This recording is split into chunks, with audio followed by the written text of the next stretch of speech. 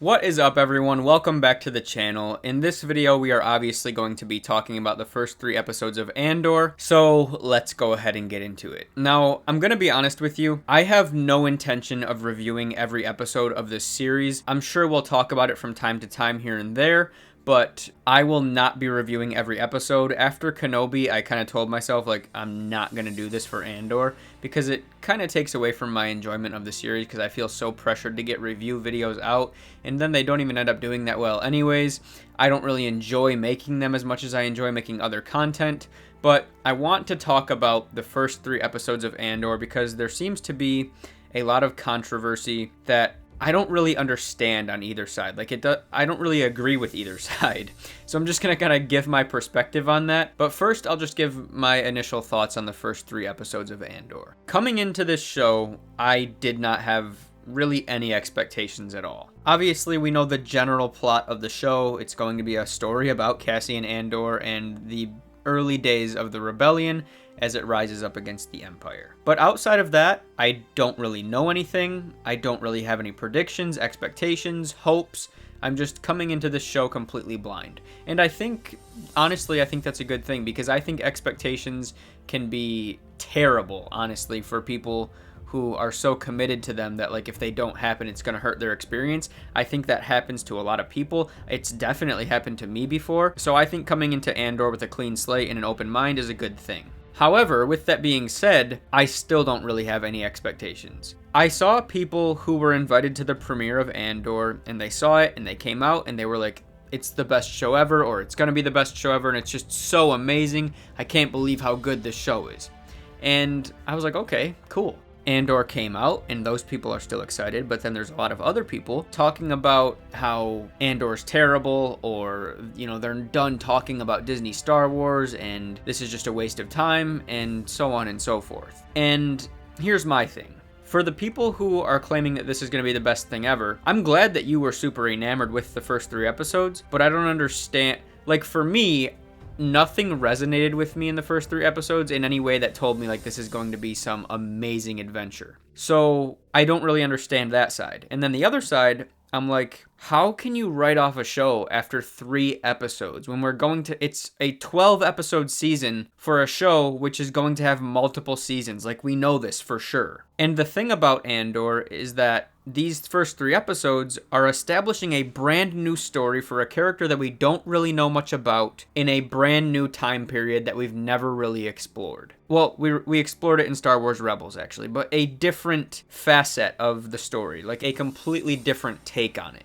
And so, again, we're a quarter of the way through this series. Let's see what happens before we pass final judgment. So, in terms of my thoughts on the particulars of these first 3 episodes, again, nothing really overwhelmed me, nothing surprised me, nothing blew me away where I was like, oh my gosh, I need to talk about this. But there's 3 episodes out, and people are kind of hot on the topic right now, so I figured I'd come on in here and give my thoughts and give my perspective because I don't really see a lot of people who are just like, let's chill, So that's what I'm trying to say. At least, like, that's my mindset on it. Like, let's just wait and see. And at the same time, nothing that happened in Andor was like, oh, this is going to be terrible. Like, because I don't understand how you could think that after 3 episodes. The show is trying to establish itself. There is no heavy reliance on nostalgia and fan service. Like, the show is just going to be its own thing for the most part, at least for now. Like, yeah, there is potential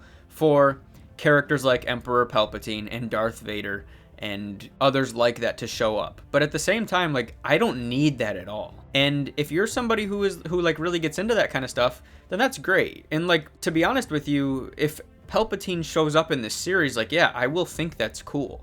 But again, it's not something that I need at all. I do think it would make a lot of sense for Bail Organa to show up, and on that same token, I think it would be cool if a young Leia Organa showed up and had a role in this show, because my hope for this series is that, yes, it's a show about Cassian Andor. It's literally named after him. But my hope is that we delve deeper into the inner workings of the early rebellion and of the Empire. And the other thing that really stands out to me about the show is the scale and the cinematography and the time and energy and effort it feels like went into this series. I noticed with Kenobi, and this is a pretty common complaint, I feel, that it feels like maybe like the budget was not as high as it should have been for especially for a story about Obi-Wan Kenobi during that time period as he goes up against Darth Vader. Andor, on the other hand, feels more like The Mandalorian in terms of the cinematography and the overall scale of the show. And that's really impressive to me, and that's definitely a big positive for this series. And the overall tone of the show, I think, is solid so far. I think the more human side of Star Wars, where we kind of delve into like the everyday people trying to make their way in the galaxy and trying to kind of stay out of the Empire's crosshairs and just, you know, the life of everyday people, I think that's an interesting thing to explore. Ultimately, we will probably progress to a much bigger scaled story, but I don't see anything wrong with these first 3 episodes. I don't see anything super fantastic about these first 3 episodes, but I didn't expect anything super fantastic about these first 3 episodes because it's the beginning of a story that has to unfold. So those are my thoughts on Andor. I don't want to continue to sit here and ramble about it. Again, I have absolutely no intention of reviewing all of these episodes, so if things start to happen where I'm like, I literally need to talk about this, then perhaps that will change. But yeah, I'm pretty much gonna wrap this video up here. I think Andor is still gonna be a solid show. I think it's way too early to write it off, and I also think it's too early to praise it as the greatest thing that's ever graced our eyeballs. But that is going to wrap things up for me, so thank you all so much for watching. If you enjoyed this video, if you enjoyed this series, if you would like to support the channel, please remember to drop a like before you go. Subscribe to the channel for future Star Wars content. May the Force be with you, and I will catch you in the next video.